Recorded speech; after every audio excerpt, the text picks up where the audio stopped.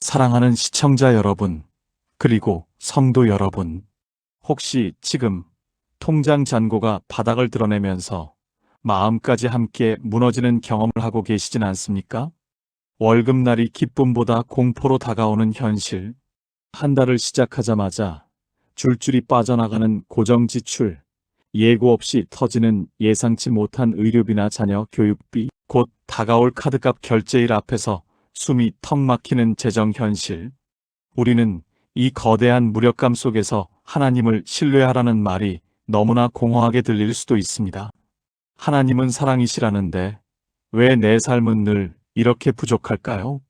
하지만 여러분, 지금 이 순간이야말로 하나님의 방식으로 돌아설 전환점일 수 있습니다. 놀라운 사실 하나를 아시나요? 성경에는 구원, 기도, 천국보다도 더 많이 언급된 주제가 바로 돈과 재정입니다. 왜일까요? 그 이유는 분명합니다.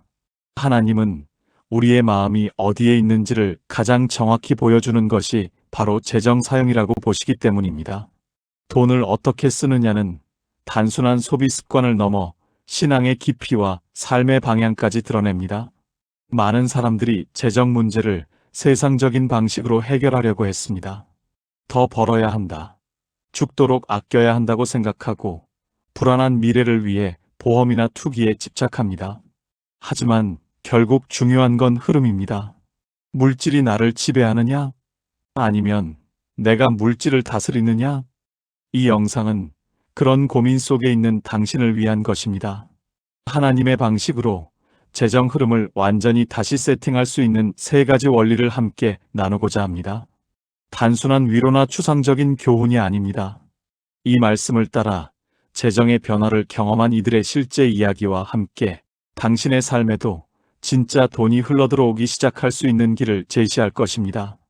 이 영상을 끝까지 보는 동안 당신은 단지 돈에 대해 배우는 것이 아니라 하나님과의 관계, 인생의 우선순위, 그리고 근심 없는 미래에 대한 시야까지 새롭게 바뀌게 될 것입니다.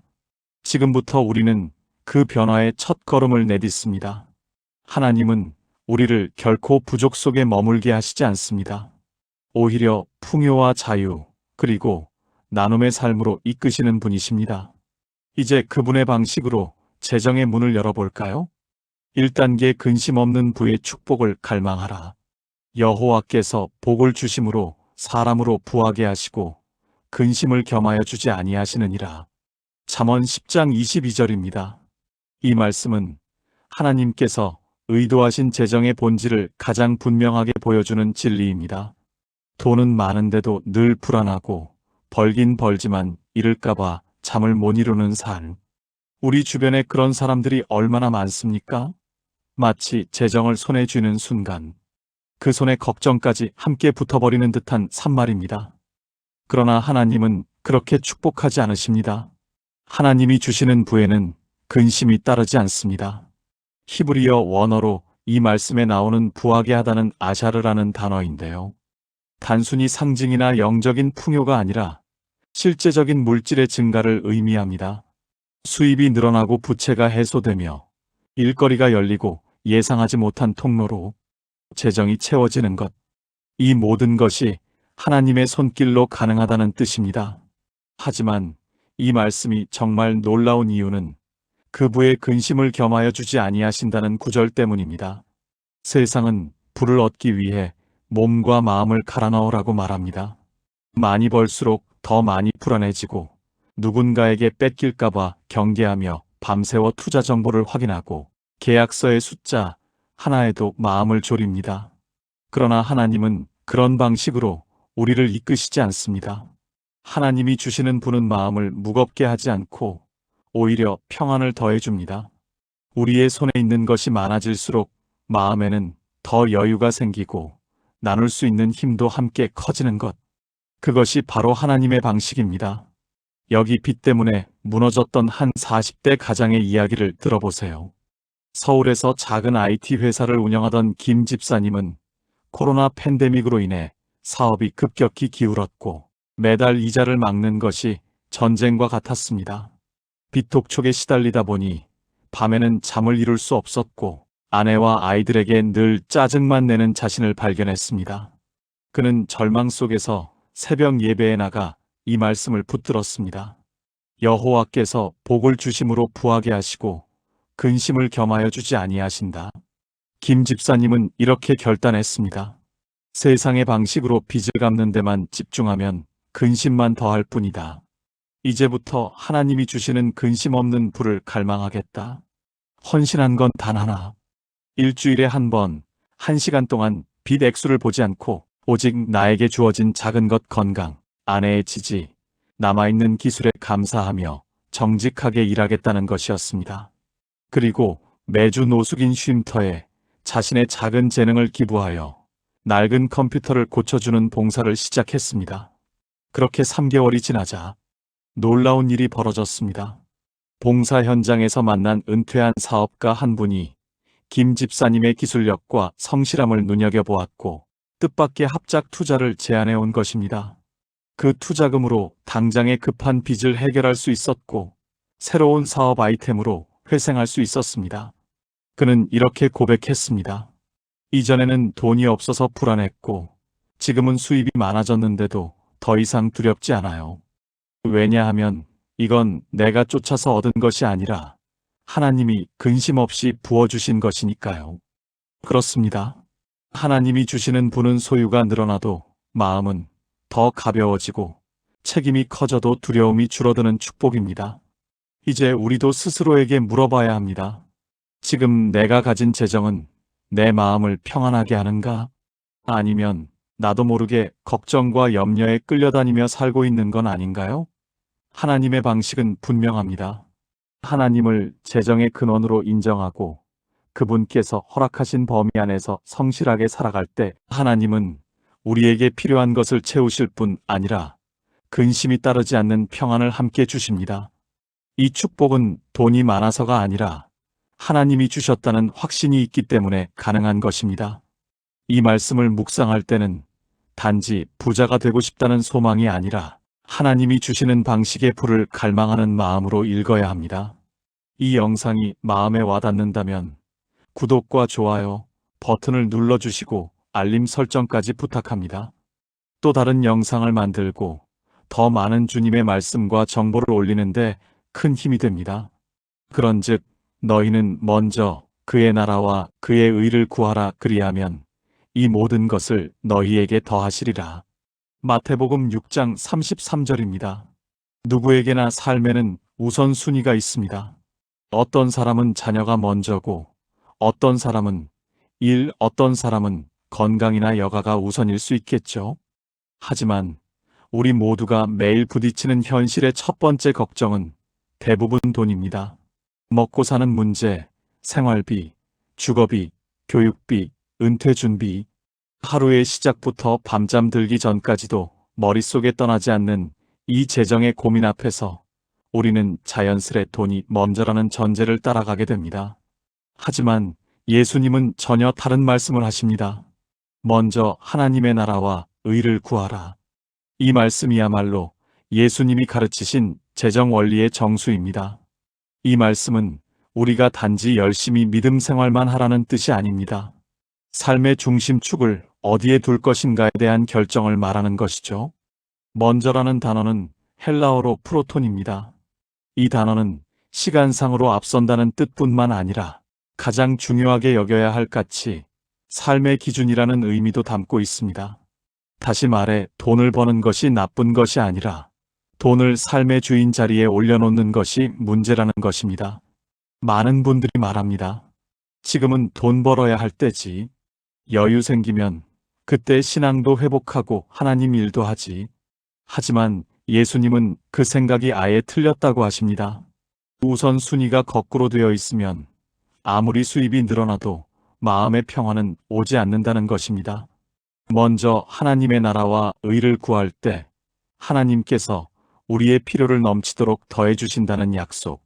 이건 단지 종교적인 위안이 아니라 실제로 우리의 삶 속에서 작동하는 법칙입니다. 서울에서 프리랜서 디자이너로 일하는 30대 후반의 미혼 여성 이자매님은 늘 재정적인 불안에 시달렸습니다. 일은 많았지만 수입은 불규칙했고 미래에 대한 막연한 불안감에 투잡, 쓰리잡을 하며 몸을 혹사했습니다. 그러다 번아웃이 심하게 와서 모든 것을 내려놓고 방황하던 중 이 말씀을 붙들었습니다. 먼저 그의 나라와 그의 의를 구하라. 그녀는 깊은 결단을 내렸습니다. 내 힘으로 돈을 쫓지 않겠다. 삶의 중심을 하나님의 뜻에 맞추겠다. 그녀는 수입이 가장 적은 달이었지만 매주 주일 예배를 회복했고 자신의 디자인 재능을 활용하여 교회나 선교단체의 홍보 자료를 만드는 재능 봉사를 시작했습니다. 수입에 집착하던 시간을 하나님께 드린 것입니다. 놀랍게도 2달이 채 지나지 않아 그녀가 봉사했던 선교단체의 이사장이 그녀의 실력과 헌신적인 태도를 보고 대기업 프로젝트의 외주를 연결해 주었습니다. 그 외주 작업의 수입은 그녀의 지난 몇 달치 수입을 합친 것보다 많았습니다.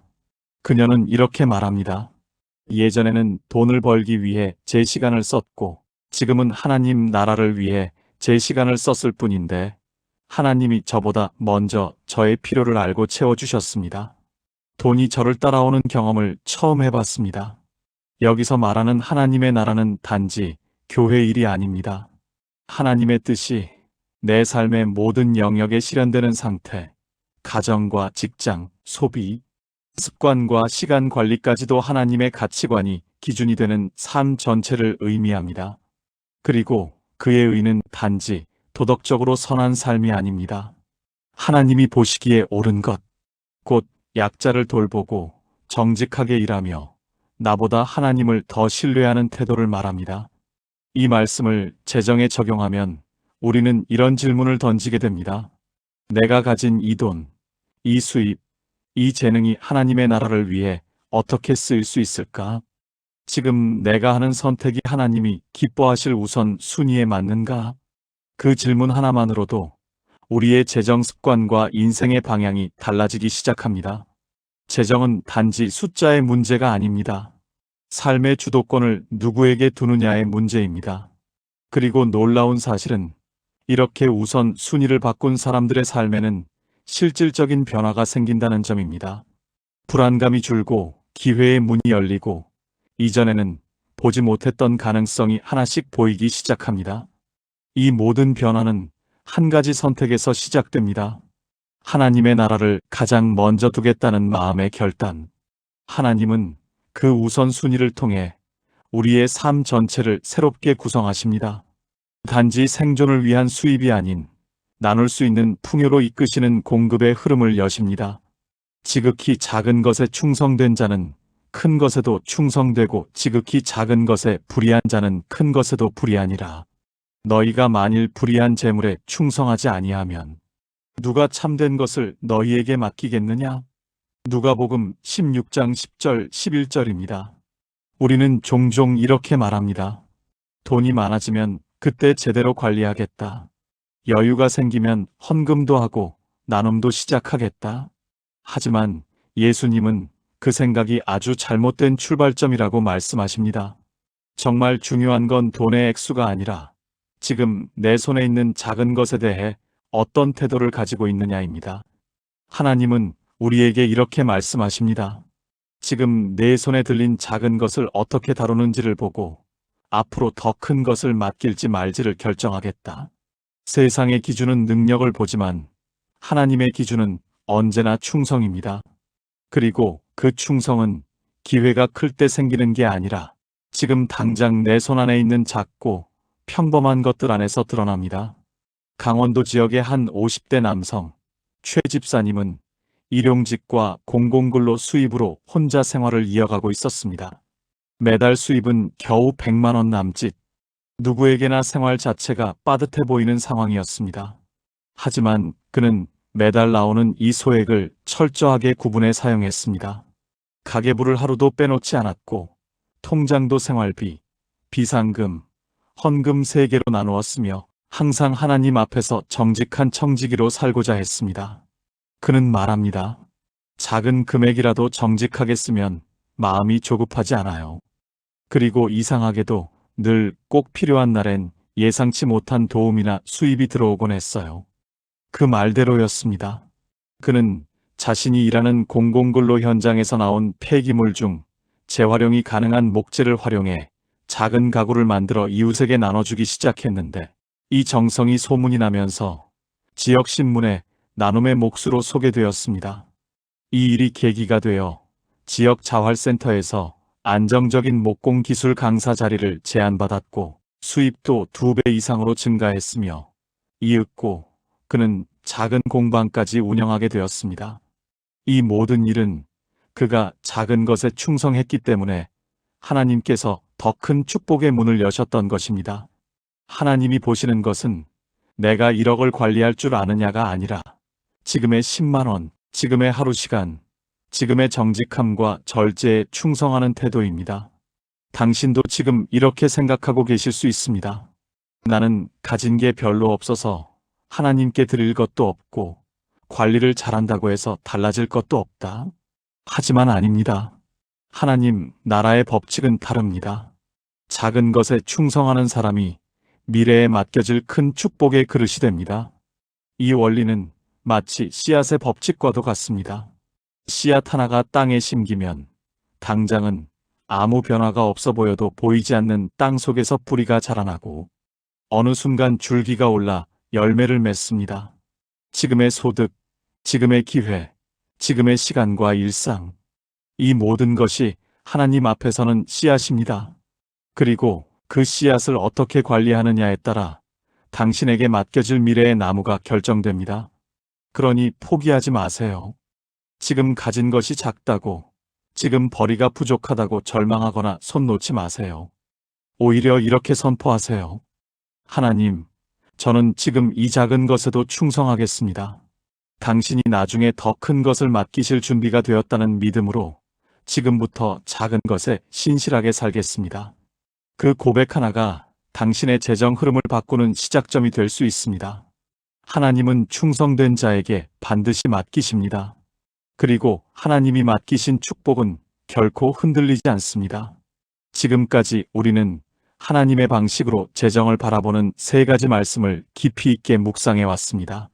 하나님이 주시는 분은 근심이 따르지 않는다는 약속, 하나님의 나라와 의를 먼저 구하면 모든 필요는 하나님께서 채워주신다는 약속, 지금 손에 있는 작은 것에 충성할 때 하나님은 더 큰 것들을 맡기신다는 진리. 이 3 말씀은 각기 따로 떨어진 교훈이 아니라 하나로 이어진 흐름 안에 있습니다. 먼저 우리는 하나님을 나의 재정의 근원으로 인정해야 합니다. 그 시선이 회복되면 삶의 중심도 자연스럽게 하나님께로 향하게 됩니다. 이제는 돈을 위해 하루를 사는 것이 아니라 하나님 나라를 위해 하루를 살아가게 됩니다. 그렇게 삶의 우선순위가 바뀌면 재정에 대한 기준도 달라지고 욕심 대신 절제, 걱정 대신 감사가 자리하게 됩니다. 그리고 그 마음을 가지고 지금 주어진 작은 것에 신실하게 반응할 때 하나님은 반드시 더 큰 것들을 우리 손에 맡기십니다. 결국 이 3 말씀은 하나님의 재정 회복 원리 안에서 완벽한 균형과 순환을 이루고 있습니다. 한 분은 이렇게 말했습니다. 말씀대로 살아보니 이전에는 돈이 늘 도망가는 느낌이었는데 이제는 돈이 나를 피하지 않는다고요. 그 차이는 어디서 온 걸까요? 바로 마음의 태도에서 시작된 변화입니다. 하나님을 재정의 주인으로 인정하는 그 순간부터 하나님은 공급의 손길을 풀어놓으십니다. 오늘 이 3 말씀을 단지 좋은 말로만 넘기지 마시고 진짜로 삶에 적용해 보시길 권합니다. 한 번에 완벽하게 바뀌지 않아도 괜찮습니다. 단 하루라도 이 말씀을 묵상하며 살아내겠다는 작고 진실한 결단이 있다면 하나님은 그 시작을 기쁘게 받으시고 반드시 응답하십니다. 여전히 통장 잔고가 불안하게 느껴질 수 있습니다. 그러나 이제는 다르게 반응해 보세요. 손에 있는 금액이 적더라도 그 안에 담긴 하나님의 뜻을 바라보며 감사해 보세요. 입으로 걱정을 쏟아내기보다 이렇게 고백해 보세요. 하나님, 저는 당신을 저의 공급자이자 주인으로 믿습니다. 제 삶에 필요한 것은 모두 주께서 아시고 채우실 줄 믿습니다. 지금 이 작은 것에도 충성하겠습니다. 그리고 그 위에 당신의 뜻대로 풍성하게 채워주소서. 그 고백 하나가 진심일 때 하나님은 반드시 응답하십니다. 왜냐하면 하나님은 살아계시고 지금도 말씀대로 일하시는 분이시기 때문입니다. 오늘도 그분은 말씀을 통해 우리에게 다가오십니다. 그리고 이렇게 속삭이십니다. 내가 너를 부하게 하겠다. 근심 없이 평안하게. 그러니 먼저 나를 구하라. 그럼 내가 너에게 모든 것을 더해주겠다. 지금 가진 것에 충성하라. 내가 내게 더 크고 아름다운 것을 맡기겠다. 이제 이 말씀을 마음에 품고 살아보세요. 매일 묵상하고 삶에 적용하며 입술로 선포해 보세요. 그리고 이렇게 한 줄로 고백해 보는 겁니다. 나는 하나님의 공급하심을 믿습니다. 그 한 문장이 당신 인생의 흐름을 완전히 바꿔놓게 될 것입니다. 기도드리겠습니다. 사랑하는 시청자 그리고 성도 여러분, 은혜와 사랑이 풍성하신 하나님 아버지, 통장 잔고가 바닥나고 마음까지 무너져 힘겨워하는 우리의 재정 문제를 주님께 올려드립니다. 저희는 돈을 쫓아다니며 불안해하고 작은 것에 충성하지 못하며 세상의 방식으로 염려했습니다. 저희의 부족함을 용서하여 주시옵소서. 오늘 이 시간 저희의 마음을 새롭게 세팅하여 주시옵소서. 첫째, 하나님이 주시는 복은 근심을 겸하여 주지 않으신다는 말씀을 붙듭니다. 불안과 염려를 모두 주님께 맡기고 주님의 방식대로 주시는 평안한 부를 갈망하게 하옵소서. 둘째, 저희의 삶의 우선순위를 오직 하나님의 나라와 의에 두게 하옵소서. 돈이 주인이 아니라 주님이 저희 삶의 모든 영역의 주인이심을 고백합니다. 주님을 먼저 구할 때 저희의 모든 필요를 넘치도록 채우시는 하나님을 경험하게 하옵소서. 셋째, 지금 내 손에 있는 작은 것, 작은 수입, 작은 시간, 작은 일에도 충성하게 하옵소서. 이 작은 충성을 통해 하나님께서 저희를 더 큰 축복의 그릇으로 빚으실 것을 믿습니다. 하나님 아버지, 저희의 재정의 문을 열어주시옵소서.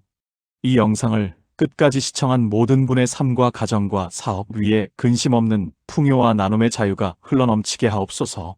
이 모든 것을 사랑이 많으신 우리 주 예수 그리스도의 이름으로 간절히 기도드립니다. 아멘. 이 영상을 시청하셨다면 구독과 좋아요 부탁드립니다. 시청해 주셔서 감사합니다. 아멘.